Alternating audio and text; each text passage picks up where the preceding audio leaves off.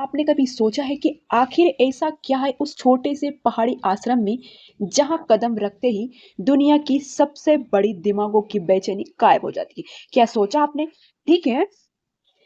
California के tech lab में बैठकर कोड लिखने वाले अरबपति अचानक हिमालय की हवा में शांति खोजने क्यों चल जाते हैं?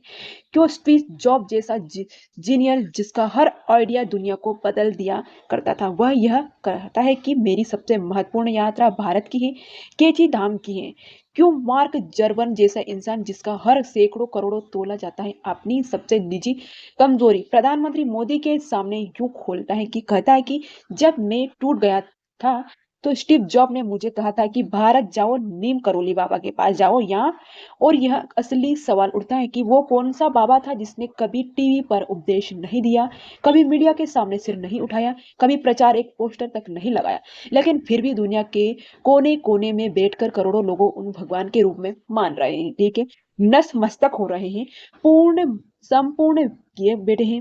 वो कौन बाबा है?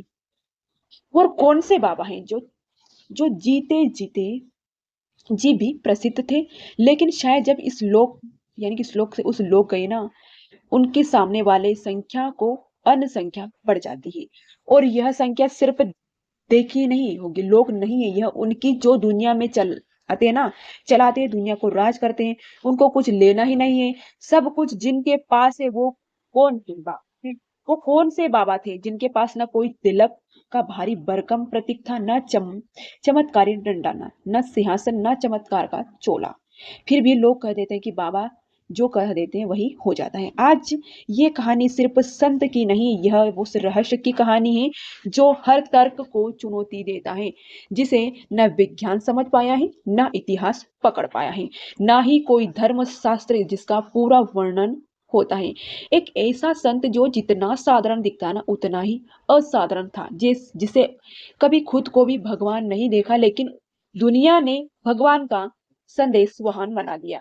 यह कहानी है हमारे नीम करोली बाबा की है। एक ऐसा नाम जो चमत्कार से बड़ा है, चमत्कारों की दुनिया से भी एक ऐसी पहेली है जिसका समाधान आज तक कोई भी नहीं खोज पाया। यह कहते हैं ना, नीम करोली बाबा का श्री राम लक्ष्मी नारायण शर्मा था।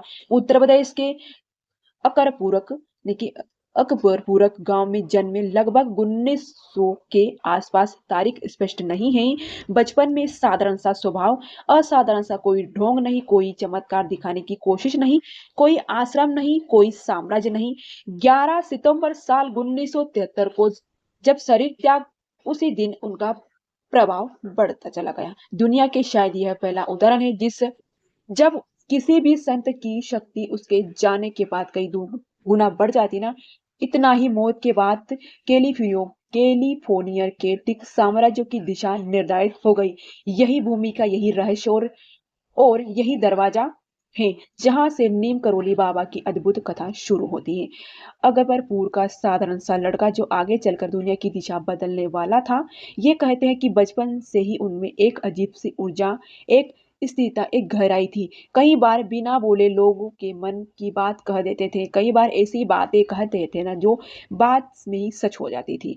पर इस पर कभी ध्यान नहीं गया, क्योंकि उसके भीतर किसी भी शक्ति का प्रदर्शन नहीं कर रहे थे लोग। समय बीतता बड़े हुए घोड़े की तरह, समय बीता बड़े हुए घर घोड़े के सामान्य जीवन से दूर गए, सामान्य जीवन से दूर हो गए। किसी को बताया भी नहीं वह कौन है, क्या बने हुए आए हैं। चुपचाप भारत की गलियों में खेले, गांव में घूमते रहे, और इसी दौरान धीरे धीरे लोगों को एहसास हुआ कि आदमी साधारण नहीं है। अब शुद्ध सवाल होगा कि केची दाम कैसे आया? 1950 के दशक में की बात है। उत्तराखंड के अल्मोड़ा के पास एक शांत घाटी, धूप शांति प्रकृति की गोद में बैठा एक संत नीम करोली बाबा सड़क किनारे बैठे हैं, चुप। तभी सामने पहाड़ी पर एक युवक दिखाई पड़ा और बाबा दूर से चिल्लाते हैं, पूरन नीचे आओ। पूरन चौंक जाता है, उसकी धड़कन थी कौन है, नाम कैसा जानता है, पर आवाज इतनी सच्चाई से भरी थी कि नीचे उतरता है। बाबा मुस्कुराते कहते कि तुम्हें कई जन्मों से जानता हूँ, खाना लाओ। पूरन घर जाता है, करीब परिवार सब दाल रोटी लाकर बाबा को देता है। बाबा खाते हैं, फिर अचानक कहते हैं कि 24 घरों के लिए चावल लाओ, यानी कि 24 घर के से चावल लाओ।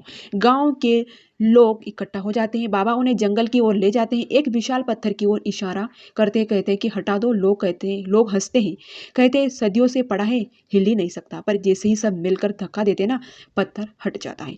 पीछे एक गुफा दिखाई पड़ती, इतनी साफ कि जैसे कि किसी ने अभी अभी इस्तेमाल की हो।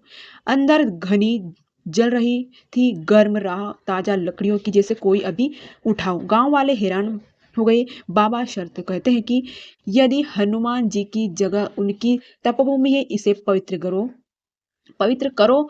और लोगों ने पानी लाकर जगह को पवित्र किया और यही स्थान बाद में बन गया केची धाम, जहां से बाबा की अंतर्राष्ट्रीय पहचान की शुरुआत हुई, जहां आज लाखों लोग जाते हैं, जहां स्टीव जॉब, मार्क जर्वन की दुनिया की सैकड़ों हस्तियां अपनी जिंदगी का नया पन्ना लिखने आती हैं। एक बार बाबा दिल्ली के बिरला मंदिर में परिसर में थे। कई भक्त मिलने आए। उन्हीं के एक युवक उदास था, चेहरा उदास, मन बेबक बेबक और कुछ बोल पाता था। उससे पहले ही बाबा ने कहा, तुम्हारा भाई जेल में निकला है, देश का शासक बनेगा, जाओ तैयारी करो। युवक रोता हुआ बोला कि बाबा आप क्या कह रहे हैं, मेरा भाई पाकिस्तान में सजाए मौत दी गई है, मिसाइल जेल में कभी भी फांसी हो सकती है। बाबा मुस्कुराकर कहा, जाओ समय बदल चुका है, सत्य वही हुआ। पाकिस्तान के बांग्लादेश में युद्ध हुआ, बांग्लादेश के अस्तित्व में आया और वही इतिहास रचा गया। उस युवक का भाई नाम बांग्लादेश पहला राष्ट्रपति शेख मुजिबर हरमन या रहा।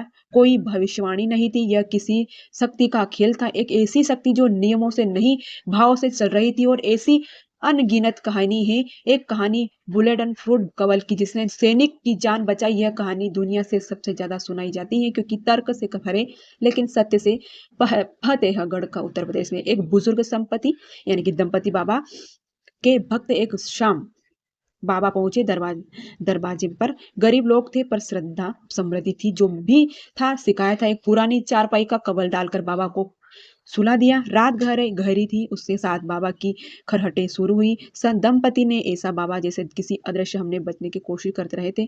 करवटे, दर्द, पीड़ा, चोट भी आवाज जैसे उनको गोलियां आर पार कर दी, और जैसे कोई युद्ध चल रहा हो। दंपति डर गई और नजदीक आने की हिम्मत नहीं हुई। सुबह बाबा उठे और कंबल दंपति को दिया, कहा इसे खोलना नहीं है, गंगा में छोड़ना, खुश हो जाओ। ये ठीक है, 1 महीने बाद तुम्हारा बेटा लौट आएगा। दंपति ने कंबल उठाया, महसूस हुआ अंदर कोई लोहे की चीज है।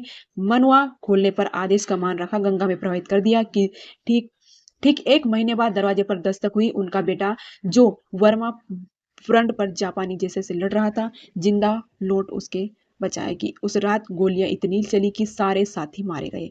उसमें कहा कि मुझ मुझे लग रहा था कि मैं भी मौत के तय, लेकिन न जाने कैसे हर गोली मेरे पास से गुजरती रही, कुछ भी नहीं हुआ। दंपति खामोश, उन्हें बस उसी रात की याद आई जब बाबा करवट बदल रहे थे ना। ऐसे लग रहा था कि जैसे मानो खुद लड़ रहे, जे कैसे कैसे अदृश्य युद्ध की चोटें अपने ऊपर ले रहे थे। ठीक है, और ये कहानी विज्ञान शायद सवाल खड़े कर रहे, लेकिन आस्था तर्कों में ऊपर होती है। ऐसी ही कहानी स्टीव जॉब की थी। 1974 में स्टीव जॉब भारत आए और टूटे हुए थे अंदर से बाहर से। जीवन से जॉब बाद में कहते हैं कि मैंने अपने जीवन का अर्थ केची धाम में पाया है। उसे लगा कि जैसे किसी ने उसके भीतर बसी बेचैनी को निकालकर शांत जल की तरह रख दिया। और कई साल बाद जब मार्क जर्बर अपने करियर के कठिन दौर पे थे, फेसबुक टूट रहा था, आलोचनाएं बढ़ रही थी, दिशा खो चुके थे, जब जॉब से सलाह दी ना, भारत जाओ, केची धाम जाओ, जब रख भारत आए और एक दिन रुकता था, मौसम खराब हुआ तो दिन फंस गए। अब जब लौटे ना, कहा मेरी सोच बदल गई, जीवन बदल गया। यही वजह है कि आज विसल कौन के वेली नीम करोली बाबा की तस्वीरें हर जगह मिलने के लोग अब कहते हैं कि उनकी ऊर्जा कोड नहीं बनाती, पर कोड बनाने वाले का मन बदल देती है। ठीक है, बाबा के बारे में कई कहानी है। बाबा की असली रहस्य क्या है जो दुनिया को बांध लिया है? देखिए, बाबा ने कभी प्रचार नहीं किया, कभी चमत्कार दिखाने की कोशिश नहीं की, खुद को भगवान नहीं कहा, अपनी शक्ति का प्रदर्शन नहीं किया। हमेशा यही कहा कि मैं कुछ नहीं हूं, जो है वे हनुमान जी। यही उनका सबसे बड़ी शक्ति थी। पूर्व अहंकारहीन, जब दुनिया में बड़े बड़े लोग टूट जाते रहते ना, निराश हो रहे थे, दिशा खो रहे हैं, बाबा सिर्फ एक बार कर देते कि सब प्रेम करो, बाकी खुद हो जाएगा। उनके पास समाधान नहीं था, उनके पास उपस्थिति थी। किसी की जीवन में जादू इसी से आता है, उपस्थिति से, ना किस दिखावे से। आज भी कैचीधाम में वही ऊर्जा बहती है। उत्तराखंड की पहाड़ियों में बसा हुआ एक स्थान आज सिर्फ एक मंदिर नहीं, एक अनुभव है। जो लोग कहते हैं कि वहां जाने से पहले मन में जो सवाल आता है ना, वो जवाब भीतर से ही निकलता है। जैसे बाबा कहीं बैठे ना, आज भी कंबल ओढ़े मुस्कुराते हुए कहे कि बीना सब कुछ नहीं जाने वाले हैं। यह कहानी नीम करोली बाबा की थी, कैचीधाम की थी। कहानी अच्छी लगी तो अपनों को शेयर कीजिएगा, हमारे भक्ति चैनल को सब्सक्राइब कीजिएगा। ऐसे ही वीडियो के साथ मिलते हैं अगले नेक्स्ट वीडियो के साथ में। वीडियो अच्छा लगे तो लाइक एंड सब्सक्राइब जरूर कर दीजिएगा। तब तक के लिए जय श्री हरि, जय श्री हरि।